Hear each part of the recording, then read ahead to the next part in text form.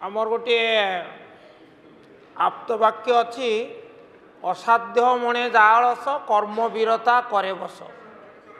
वर्तमान आपण को आईमा कहानी दरकार नहीं, फिगर स्पीक। मान्यवर मंत्री अत्यंत स्पष्ट भाव में उल्लेख करिसेंती जे आमर 5,055 कोटी 19 लाख टंका ये जो 5T स्कूल योजना रे स्कूल मान को दिया जाए तार सौंदर्यकरण करा जाइए, तार भित्तिभूमिर विस्तार करा जाइए। ये निश्चित भाव में गोटे ईर्षणीय सफलता जहाँ को उदारतार सहित ग्रहण करिवार आवश्यकता अच्छी। केवल केवल अति संक्षेप जानापी चाहूँगी मंत्री महोदय एकथा जानती कि केते गुड़े स्कूल वर्तमान सुद्धा ये टंका खर्च करि पारि नाहंती। सरकार परिवर्तन होला परे सरकार तरफ कौन लिखित निर्देशनामा जाई नहीं जे कार्य हम ना, किंतु केतक सरकारी कर्मचारी अनुगृहित करने से कौन कर से गुड़ी बंद कर। तेणु मोर प्रथम अनुरोध हम मान्यवर मंत्री जो जो स्कूल मान को मंजूरी होइतिबा 5T स्कूल अनुदान खर्च करा जाए नहीं ताकू तुरंत करने निर्देश देवे कि एक।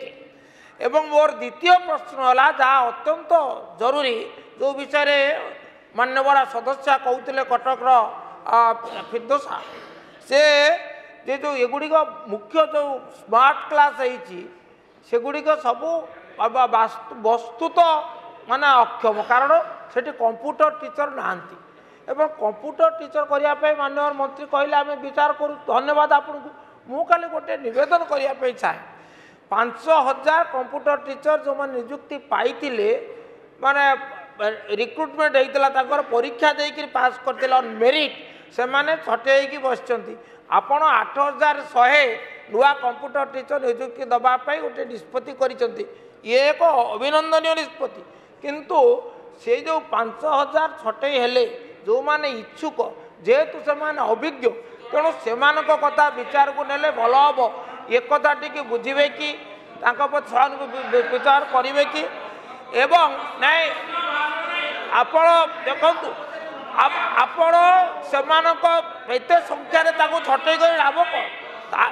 अभिज्ञता दृष्टि से निश्चित भाव में भल से मनोनीत नुहति से परीक्षा माध्यम आसी मेधा अच्छी अभिज्ञता अच्छी एवं जो मान आग्रह अच्छी कथा विचार करेंगे कि आउ शेष कथाटी है आपण खाली आवश्यक स्कूल शिक्षक शुणु दयाकर शुणु खाली पड़ी जो शिक्षक पदवी गुड़िक तुरंत निष्पत्ति।